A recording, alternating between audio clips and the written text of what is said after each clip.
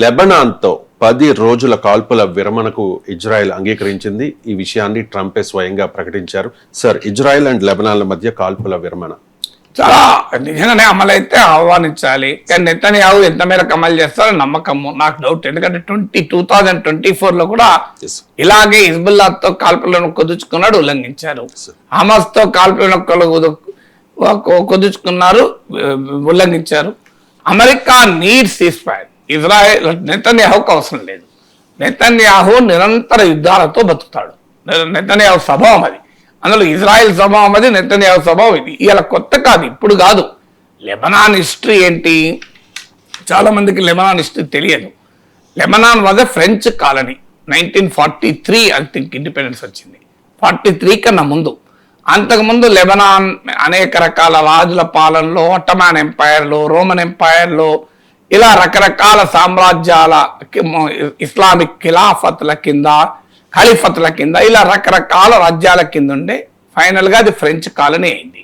1943లో అది ఫ్రెంచ్ కాలనీగా నుంచి స్వాతంత్రం పొందింది. అప్పుడు మీకు ఇక్కడ ఉన్న డెమోగ్రఫీ కూడా చాలా ఆసక్తిగా ఉంటుంది. లెబనాన్ క్రిస్టియన్స్ ఉంటారు, సున్నీ ముస్లిమ్స్ ఉంటారు, షియా ముస్లిమ్స్ ఉంటారు. As of now Shia Muslims 40% Lebanon పాపులేషన్లో.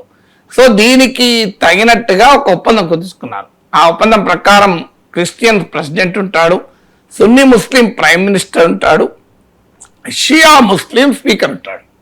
సో ఈ అగ్రిమెంటు తోని లెబనాన్ 1943 నుంచి 70s వరకు బాగానే నడిచింది వ్యవహారం. కొన్ని ఇబ్బందులు ఉన్నా కూడా 71లో పాలస్తీనా లిబరేషన్ ఆర్గనైజేషన్ జోర్డాన్ నుంచి మీకు లెబనాన్కు మూవ్ అయింది. పిఎల్ఓను తరిమి కొడుతూ, పాలస్తీనియన్లు తరిమి కొడుతూ ఇజ్రాయెల్ 1978లో వార్ మొదలుపెట్టింది. అంటే తమ బార్డర్లో పాలస్తీన్లు ఉండకూడదని. ఆ తర్వాత లెబనాన్లోనే ఉండకూడదని 1982లో వార్ చేసి సౌత్ లెబనాన్ ఆక్రమించుకొని పిఎల్ఓను తరిమి కొట్టింది.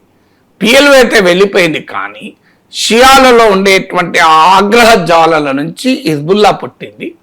హిజ్బుల్లా పుట్టిన తర్వాత లెబనాన్లో ఉన్న అమెరికా, ఫ్రెంచ్ ఫోర్సెస్ను విడ్రా చేయడానికి హిజ్బుల్లా కారణమైంది. పెద్ద ఎత్తున అమెరికా ఎంబసీ ఇన్ బీరూట్ పైన దాడి చేసింది. అమెరికన్ ఫ్రెంచ్ సోల్జర్స్ని హిజ్బుల్లా చంపేసింది. అల్టిమేట్గా అమెరికా తోకముడిచి 1980s 83 ఆ ప్రాంతంలోనే వెళ్ళిపోయింది. వెళ్ళమని చెప్పి అప్పుడు I think subject to correction Ronald Reagan president declare చేసి పారిపోయాడు. సో 83లో 40 ఏళ్ల క్రితమే అనుభవం ఉంది అమెరికాకి.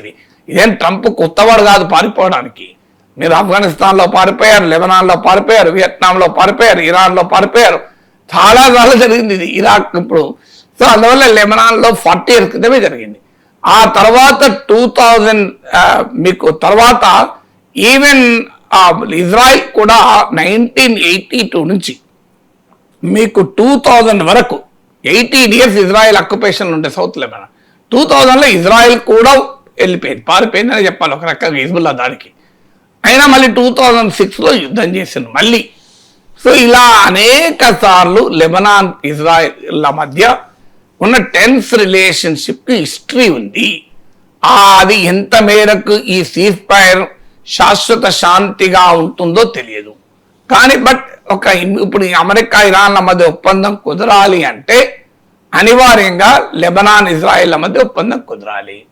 అది ఆ ఒప్పందం కుదరనంత కాలం ఈ ఒప్పందం కుదరదు. కానీ మౌలికంగా ఏంటి, ఇజ్రాయిల్ అనే దేశాన్ని నాశనం చేయాలన్నది లెబనాన్లోని హిజ్బుల్లా లక్ష్యం. హిజ్బుల్లాకు ఇజ్రాయిల్కు ఒప్పందం కుదిరితే ఈ లక్ష్యం ఏమైనా మార్చుకుంటుందా హిజ్బుల్లా? కాదు. అసలు గ్రేటర్ ఇజ్రాయెల్ ఏర్పాటు చేయాలి, ఎక్కడా పాలస్తీనీయులు, అరబ్ ముస్లిమ్స్ ఉండకూడదు, ఈ ప్రాంతం అంతా యూదుల పాలనలోకి రావాలన్నది ఇజ్రాయిల్ లక్ష్యం. ఆ లక్ష్యం ఉన్నంత కాలం శాంతి సాధ్యం కాదు. ఇప్పటికైనా ఇజ్రాయిల్ అయినా, హిజ్బుల్లా అయినా, ఇజ్రాయిల్ అయినా, హమస్ అయినా, ఇజ్రాయిల్ అయినా, ఇరాన్ అయినా గుర్తించాల్సింది డ్యూరబుల్ అండ్ పర్మనెంట్ పీస్కు మార్గము 1948లో యునైటెడ్ నేషన్ చేసిన రెజల్యూషన్ ప్రకారం పాలస్తీనా అంటే ప్రాచీన పాలస్తీనా భూమిని 2గా డివైడ్ చేసి యూదులకు ఇజ్రాయిల్, అరబ్ ముస్లింలకు పాలస్తీనా దేశాన్ని ఏర్పాటు చేస్తేనే శాశ్వత శాంతి వస్తుంది. ఇది నెతన్యాహు ఎట్టి పరిస్థితుల్లో అంగీకరించాడు. ఇజ్రాయిల్లోని ఫార్ రైట్, ఎక్స్ట్రీమ్ రైట్ ఒప్పుకోదు. అది ఒప్పుకోనంత కాలం హిజ్బుల్లా ఇజ్రాయెల్ నాశనం చేయాలన్న తమ లక్ష్యాన్ని వదులుకోదు. హమస్ ఇజ్రాయెల్ నాశనం చేయాలన్న లక్ష్యాన్ని వదులుకోవు. హమస్కు హిజ్బుల్లాకు మద్దతు ఉన్న ఇరాన్ ఇజ్రాయెల్ నాశనం చేయాలన్న లక్ష్యాన్ని వదులుకోవు. అందువల్ల గ్రేటర్ ఇజ్రాయెల్ అనే కాన్సెప్ట్ను ఇజ్రాయెల్ వదిలేస్తే తప్ప ప్రాక్టికల్గా సాధ్యం కాదు శాంతి. అయితే తాత్కాలికంగా వ్యూహాత్మకంగా కొన్నిసార్లు ఓరు వెనక్కు తగ్గచ్చు, ఇంకోసార్లు ఇంకో వెనక్కు తగ్గచ్చు. గతంలో గాజా నుంచి ఇజ్రాయెల్ వెళ్ళిపోతేనే కదా హమస్ ఎలక్షన్స్లో గెలిచింది. హమస్ అధికారంలోకి ఎట్టొచ్చింది గాజాలో. ఎన్నికలు జరిగితే గాజాలో గెలిచింది హమస్. ఎందుకు ఎన్నికలు జరిగినా ఇజ్రాయెల్ వెళ్ళిపోయినాకరే.